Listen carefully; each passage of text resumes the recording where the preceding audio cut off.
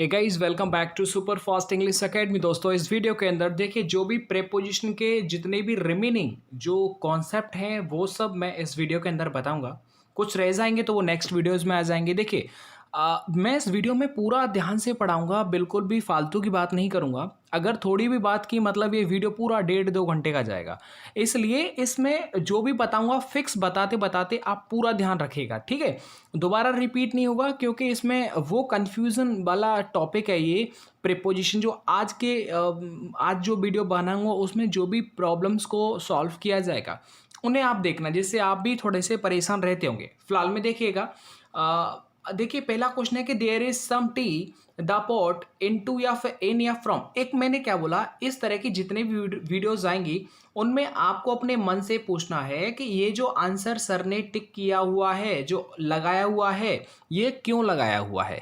क्योंकि जब क्यों का जवाब आ जाएगा मतलब आप जानते हैं, ठीक है, और नहीं आएगा क्यों का जवाब मतलब आप उसे सीखने का प्रयत्न करेंगे। अब देखिएगा यहाँ पर क्या लिखा हुआ है कि देयर इज सम टी मतलब कुछ चाय है, द पॉट। अब देखो इनटू, इन, फ्रॉम, अपॉन। अब ये कह रहा है कि मतलब कुछ चाय है पॉट के अंदर, तो यहाँ पर क्या आ जाएगा, देखो इन आ जाएगा। अच्छा देखिए मैं आपको थोड़ा सा इस चीज़ के बारे में बताता हूँ। सपोज करिएगा ये एक कप है, इसके अंदर जब ऑलरेडी कोई चीज़ होती है तो वहाँ पर हम इन लगाएंगे। लेकिन जब हम कोई चीज़ बाहर से अंदर उड़ेलते हैं, कुछ डालते हैं, मतलब मोशन के साथ कोई चीज़ बाहर से अंदर आ रही है तो यहाँ पर हम इनटू लगाएंगे, बस। अब देखिएगा ये सेंटेंस जो लिखा है इसमें कोई मोशन की बात तो नहीं हो रही, इसीलिए यहाँ पर इन आ जाएगा। मतलब ऑलरेडी क्या है कि कुछ जो है पॉट के अंदर कुछ चाय है, ऑलरेडी है। और तैयारी अच्छे से करना, बिल्कुल भी मतलब टाइम वेस्ट मत करना।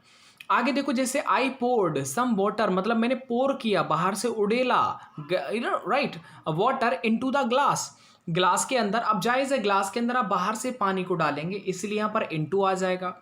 There is hardly any water in the pot, मतलब बहुत ही ना के बराबर उस पॉट के अंदर पानी है। तो उड़ेलने की, डालने की बात नहीं हो रही है, ऑलरेडी उसके अंदर की बात हो रही है, इसलिए इन आ जाएगा। और इन एट के बारे में कल मैंने खूब डिस्क्राइब किया था, इसलिए कल वाली वीडियो आप देख लीजिएगा, वो भी प्रीपोजिशन इसका फर्स्ट पार्ट है। अब देखिएगा I am in my room, मतलब मैं अपने कमरे के अंदर हूँ, राइट, कमरे के अंदर होना। लेकिन आप बाहर से जब अंदर जाएंगे तो इनटू लगाएंगे। जैसे I went into my room, मैं बाहर से कमरे के अंदर गया।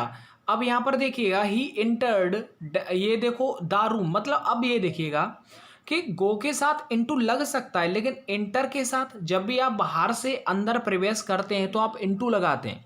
लेकिन जब इंटर आ जाए तो इसका मतलब ही इंटर का होता है गो इनटू, इसका मतलब इनटू इसमें ऑलरेडी छुपा हुआ होता है, तो आप इनटू एक्स्ट्रा नहीं लगा सकते। तो याद रखना इंटर के साथ इनटू नहीं आता, गो के साथ इनटू आता है, तो इसलिए सी वाले में यहाँ पर इनटू नहीं आएगा।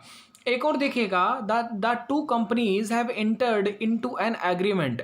अभी बोला था कि इंटर के बाद इनटू नहीं आता, सर आपने ये क्यों लिखा। जवाब ये रहेगा क्योंकि इंटर के बाद अगर इनटू आ रहा है तो इंटर का भी एक स्पेशल रूल होता है, वो देखिएगा।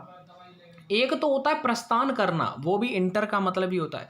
और एक है अगर जैसे सपोज करो मतलब कोई डील वगैरह हो जाती है ना किसी कंपनी से, कोई एग्रीमेंट हो जाता है, समझौता हो जाता है, राइट, खाका तैयार हो जाता है, तो उसे बोलते हैं इंटर इनटू। तो इंटर इनटू का मीनिंग एक दूसरा होता है, लेकिन ये बहुत रेयरली केसेस में पूछा जाता है, बेसिकली ये ज़्यादा पूछा जाता है। तो ये इंटर वाला एकदम आपके समझ में आ गया होगा।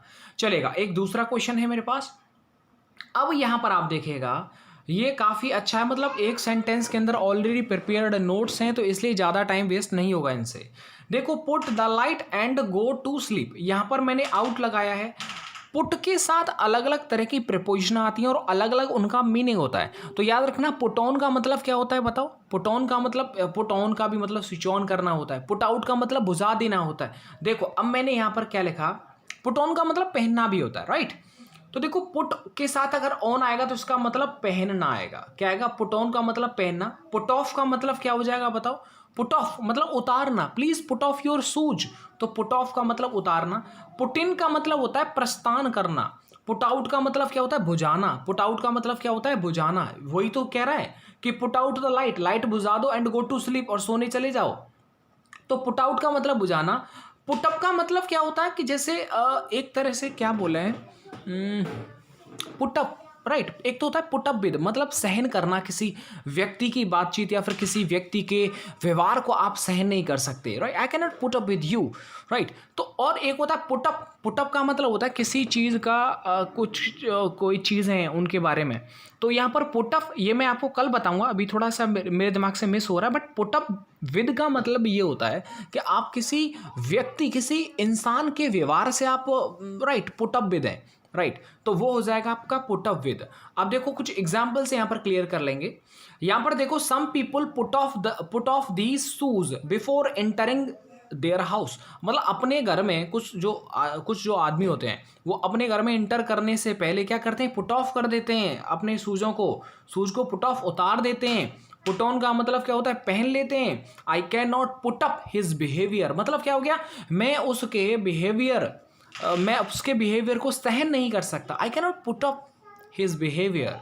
आगे देखिएगा, I can not put up with him any more, मतलब मैं उसे किसी भी कंडीशन में, मतलब मैं उसे सहन नहीं कर सकता। तो यहाँ पर एक पर्सन की बात की जा रही है, इसलिए पुट अप विद आएगा। लेकिन अगर किसी का बिहेवियर है तो यहाँ पर अप आ जाएगा।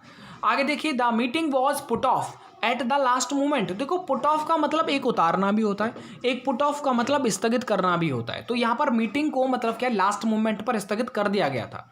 यू मस्ट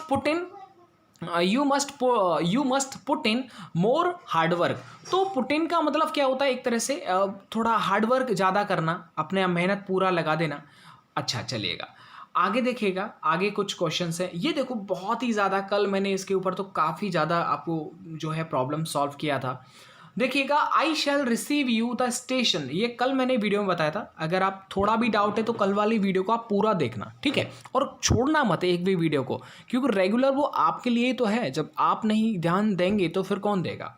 देखो मैंने कल आपको एक चीज़ बताई थी कि एट और इन में क्या होता है। जब आप बाउंड्री के अंदर होते तो इन लगाते हैं, जब किसी आप लोकेशन की बात कर रहे हैं तो एट लगाते हैं, जब आप किसी सतह के ऊपर की बात कर रहे हैं तो ऑन लगाते हैं, राइट। अब आप ये देखिएगा, यहाँ पर देखो डेफिनेट लोकेशन की बात की जा रही है तो एट लगता है। जैसे देखिएगा कि I am standing at the station gate, जायज़ है, स्टेशन गेट एक लोकेशन है ना, मैं मतलब स्टेशन गेट पर खड़ा हूँ तो एट आ जाएगा। द स्टेशन कह दो, मैं स्टेशन पर खड़ा हूँ, एट द स्टेशन हो जाएगा। I am eight the station मतलब मैं स्टेशन पर हूँ, मतलब वो लोकेशन बता दी उसने। I am in the station मतलब मैं जो स्टेशन का परिसर है उसके अंदर की बात कर रहा है। The train will come at the platform number 5, मतलब वो ये कह रहा है, लोकेशन बता रहा है कि ट्रेन जो है वो प्लेटफॉर्म नंबर 5 पर आएगी, ये लोकेशन बता दी। आप ऑन मत लगाना, ऑन का तो मतलब प्लेटफॉर्म के ऊपर है ना, ऊपर थोड़ी आएगी। आगे देखिए, आई am standing on the platform. एक बात बताओ, नीचे ट्रैक होता है ना भाई, ये पटरियां होती है, उसके ऊपर थोड़ा उभरा हुआ होता है ना प्लेटफॉर्म, और प्लेटफॉर्म के ऊपर आप हो तो मतलब यहाँ पर ऑन आ जाएगा, टच कर रहे हैं आप तो इसीलिए यहाँ पर ऑन आ जाएगा। कंफ्यूजन कुछ भी मत रखना, इसीलिए मेहनत पूरी हो रही है और आप इस पूरी चीज़ को समझिएगा। देखो ये वाला कॉन्सेप्ट बहुत ही ज़्यादा ज़रूरी है, इसे आप गलत मत करेगा, अच्छे से समझ लेना। बच्चे इसमें बहुत ज़्यादा कंफ्यूज होते हैं। देखिएगा, the book the table is mine, देखो ऑन है, इन ऑफ, पहली बात तो ऑन आएगा क्योंकि जब भी कोई ये कह रहा है कि किताब जो है टेबल के ऊपर जो किताब है वो मेरी है, मतलब इज माइन। अच्छा, अब एक चीज़ देखिएगा, ओवर का मतलब क्या होता है। देखिए जब भी कोई चीज़ आपके ऊपर हो और मूवमेंट कर रही हो, मतलब ऊपर से होकर के जा रही हो और मूवमेंट कर रही हो, राइट, स्थिर नहीं है, एक जगह खड़ी तो नहीं है ना वो। अच्छा, एक ब्रिज वाला और होता है, ब्रिज वाला ऐसे समझो, मानो वो एक तरह से इसका अपवाद मान लीजिए आप। जैसे मैंने बोला नदी के ऊपर ब्रिज है तो आप ओवर लगाएंगे, भले ही जो ब्रिज है, जबकि नदी अगर ऐसे बन रही है तो जायज़ है वो ऐसे ब्रिज जाएगा। अब ब्रिज यहाँ से लेके यहाँ तक जा रहा है, ऐसे समझो ब्रिज यहाँ से लेके यहाँ तक जा रहा है, इसीलिए यहाँ पर ओवर आ जाएगा। फिलहाल में आप याद रखना कि जहाज जो होता है वो हमारे ऊपर हो करके जाता है, टच नहीं करता, ना ही वो स्ट्रेट होता है, वो सीधा सीधा मूवमेंट में निकल जाता है तो ओवर आएगा। लेकिन अब क्या होता है कि जब आप फैन है हमारे ऊपर है ना, फिक्स पोजीशन पर है और हमारे जस्ट ऊपर है वो, और फिक्स पोजीशन पर है तो इसलिए अब आ जाएगा। आगे देखिएगा, अगर कोई चीज़ किसी चीज़ के जस्ट नीचे है तो अंडर लगाएंगे, किसी चीज़ के ऊपर है तो वो ऑन आ जाएगा। आगे देखो, लेवल रैंक हो, कोई पोस्ट हो, अगर कोई व्यक्ति की रैंक बहुत ऊंची है तो याद रखना बिलो का उल्टा आता है अबव। तो रैंक, लेवल, पोस्ट, अगर ऊपर की बात कर रही है तो अबव लगाएंगे, नीचे की बात कर रहा है तो बिलो लगाएंगे, राइट। बिलो 18, अंडर 18 आपने सुना होगा, अंडर 18, अंडर 18 नहीं कहना चाहिए क्योंकि एज, रैंक, पोस्ट के लिए हम हमेशा नीचे के लिए बिलो लगाते हैं, राइट। अंडर 18 ऐसे आपने क्रिकेट में सुना होगा, चलेगा। अच्छा, मैं आपसे एक पूछता हूँ कि जो आईपीएल संयुक्त राज्य अमीरात में जो हो रहा है आईपीएल, ये कौन से नंबर का आईपीएल हो रहा है और इसमें प्रायोजक कौन सा है, प्रायोजक, ठीक है। अच्छा चलेगा, तो देखो यहाँ पर इन क्वेश्चंस को देखिएगा, यानी ये चूहा है, the rat hid under the table, मतलब टेबल के नीचे छुप गया, मतलब भौतिक रूप से उसके नीचे। अच्छा, दी ये क्या है, दिस इज अ, अच्छा, there is a fan above my head, जायज़ है मेरे हेड के ऊपर है, अबव आएगा फैन क्योंकि वो फिक्स है। एरोप्लेन मूवमेंट करता है इसलिए ओवर आ जाएगा। You need not worry as the water in the river is below, जायज़ है ना। अगर देखो एक स्तर को भी बताता है, लेवल यानी स्तर, ऊपर पानी का लेवल ऊपर नीचे होता है तो अबव और बिलो लगाते हैं उसके लिए, तो ये भी आप याद रखें। आगे देखिएगा, इन इंडिया पर्सन बिलो 18, देखो कोई उम्र के नीचे की बात कर रहा है तो बिलो आएगा, तो अंडर कहाँ आ रहा, बिलो आता है, उम्र में बात की जा रही है तो। The cat jumped off the upon the rat, यानी जब आप किसी के ऊपर छलांग, मतलब एक तरह से झपट्टा मारते हैं तो जंप के बाद अपॉन आता है, अपॉन का मतलब ही क्या होता है, झपट्टा मारना, चलेगा।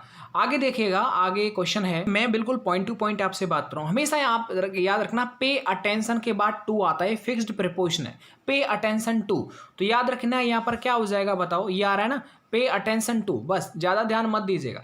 अच्छा देखो, कुछ बच्चों ने मुझे कल पूछा था कि I M on my bed and I am in my bed, ये वैसे कल मैंने बता दिया था, फिर भी थोड़ा ध्यान रखिएगा, ये दोनों ही सेंटेंस सही होते हैं, मतलब मैं बेड पर हूँ और मैं बेड के अंदर हूँ। देखो होता क्या है, जब भी कोई गद्दा, जो मतलब सोफे होते हैं या फिर गद्दा आपने देखा हो, क्वेश्चन जो होता है ज़्यादा उनमें, ठीक है, एक तरह से जैसे बैठो और वो दब जाए, राइट। आप जैसे ये गद्दा है और आप यहाँ बैठे तो ये नीचे दब जाएगा, तो यानी कि यहाँ पर हम जब दब जाएगा तो आप इसके अंदर आ गए ना, राइट, तो यहाँ पर इन आ जाएगा। लेकिन कुछ ऐसे भी बेड होते हैं जिनके ऊपर आप बैठ जाइए, कोई दबेगा नहीं। सपोज करिए आपने अपने बेड के ऊपर सपोज करो मोबाइल फ़ोन रख दिया तो वो ऑन आएगा, दबेगा नहीं, राइट। अगर आपने सपोज करो कोई 20 किलो 25 किलो का अगर कोई बाहर रख दिया तो जायज़ है वो इन आएगा क्योंकि उसके अंदर दब जाएगा। वैसे ही वो होता है, जैसे आपने देखा होगा चेयर की बात करते हैं तो चेयर भी ऐसी होता है ना, एक तो चेयर ही होता है स्टूल टाइप में, राइट, यहाँ पर ये इस पे बैठ जाओ तो ये दबेगी थोड़ी, लेकिन एक चेयर ऐसा भी होता है सोफा, इसमें आप घुस जाएंगे अंदर दब जाएंगे तो वहाँ इन आ जाएगा। फिलहाल मैं उम्मीद करता हूँ ये टॉपिक समझ में आ गया होगा। आगे देखिएगा, ये जो टॉपिक है बहुत ही ज़्यादा अच्छा है, इसलिए प्लीज़ ध्यान रखिएगा। Delhi is situated the bank of the Yamuna, देखो हमेशा आप याद रखें जब भी कभी किसी के किनारे की बात की जा रही हो तो वहाँ पर अलोंग आता है एकदम सही, बट ऑप्शन में अलोंग है नहीं तो आप क्या करेंगे, याद रखना कभी भी सिचुएटेड कभी वर्ड आ जाए, लोकेटेड आ जाए और उसके सहारे उसके किनारे की बात की जा रही है तो हमेशा आप याद रखना एट लगाना, कभी अलोंग मत लगा देना। अच्छा, अब आप ये देखिएगा, ये सेंटेंस दोनों बहुत जरूरी हैं। He was walking along the road, यानी वो रोड के किनारे क्या वॉक कर रहा था। He was walking on the footpath, यानी वो फुटपाथ के ऊपर क्या कर रहा था, वॉक कर रहा था। अब इन दोनों में कंफ्यूजन आपको क्रिएट करता हूं, देखिएगा वो कह रहा है ही वॉज वॉकिंग, आप कहेंगे sir he was walking on the road, road पर वॉक कर रहा था। अरे भाई एक बात और, रोड पर तो ट्रैफिक गाड़ियां चलती हैं, आप जो वॉक करेंगे उसके किनारे किनारे ही तो वॉक करेंगे ना। अगर मान लीजिए अगर आप सड़क पर वॉक करेंगे तो फिर गाड़ियां कहाँ जाएंगी, तो ऐसे करके आप, ये फैक्ट है याद रखिएगा कि आप जो वॉक करते हैं वो किनारे किनारे सड़क के किनारे वॉक करते हैं, क्योंकि रोड पर तो गाड़ियां निकलती हैं तो आप ऑन नहीं कर सकते। अच्छा देखिएगा, यहाँ फुटपाथ है, फुटपाथ तो जायज़ है वॉकिंग के लिए बना होता है, इसीलिए उस पर आप ऑन लगाएंगे क्योंकि आप फुटपाथ के ऊपर जा रहे हैं। चलिएगा, हो गया ना, इसमें कुछ रहा तो नहीं, चलो ये मैंने आपको क्लियर कर दिया। अच्छा देखो ये भी बहुत अच्छा है, ये मैंने ब्रिज वाला बताया था कि there is a bridge the river, अब जायज़ है ये रिवर आ रही है और यहाँ पर ब्रिज यहाँ से लेके इसके ऊपर से जा रहा है, तो ऊपर से जा रहा है मतलब वही क्या हो जाएगा, ओवर हो जाएगा, जैसे एरोप्लेन वाला था तो ओवर हो जाएगा। अच्छा, एक वन एंड है उसका अदर एंड है, मतलब ये रिवर है और इसके दूसरी साइड में तो अक्रॉस है ना भाई, इसे क्रॉस करेंगे तो दूसरे साइड में क्या बोलते हैं, उसे अक्रॉस बोलते हैं। फिलहाल में इसमें टेंशन लेने वाली कोई बात नहीं। अच्छा, आप कहेंगे sir there is a bridge the river, मतलब ऐसा भी हो सकता है रिवर के उस पार भी तो ब्रिज जा सकता है ना, यहां से लेके यहां, तभी तो ओवर आ गया। ठीक है, अक्रॉस भी आ सकता है, बट अक्रॉस और ओवर एक साथ कभी नहीं आएंगे। आगे देखिएगा, आगे देखो ये ट्री वाला है और ये बहुत ही ज्यादा मतलब इसमें 4 टाइप के क्वेश्चंस बनते हैं। 4 टाइप्स में पहले मैं क्लियर कर देता हूं। देखिएगा, सपोज करो ये एक ट्री है और जब आप ट्री के नीचे होता है कोई, तो जायज है फिजिकली यानी भौतिक रूप से कोई पेड़ के नीचे तो अंडर लगाएंगे। जैसे मैंने बोला ना भाई, एक टेबल के नीचे चूहा था तो अंडर लगाएंगे। लेकिन लेकिन लेकिन अगर सपोज करो यहां पर एक सूरज है और सूरज की रोशनी इस पेड़ पर आ रही है और इस पेड़ की शेड बन रही है यानी छाया बन रही है। याद रखना, इंसान की छाया परछाई को शैडो बोलते हैं, लेकिन पेड़ की छाया को शेड बोलते हैं, राइट।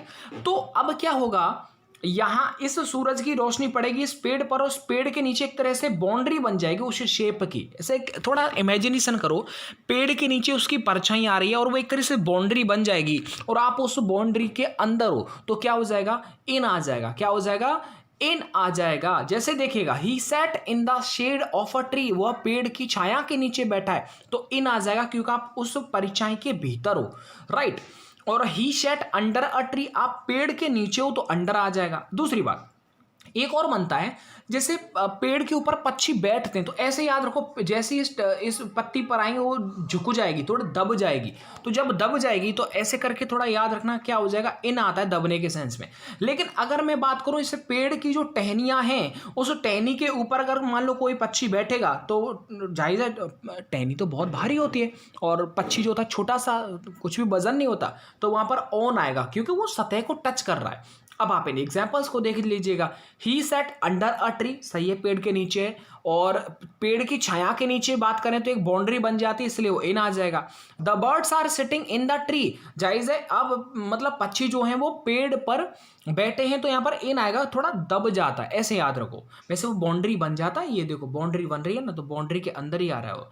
आगे देखो, the birds are sitting on the branches of tree, यानी कि जब भी कभी पेड़ की शाखाएं होती हैं, जब भी टहनियाँ होती हैं, उन पर बैठेंगे तो जायज़ है वहाँ पर ऑन आ जाएगा। फ्रेंड्स, मैंने काफ़ी जल्दी इस टॉपिक को ख़त्म किया है, और भी रिमेनिंग जो प्रश्न बचे हुए हैं, कल आपने बोला था सर इसका सेकंड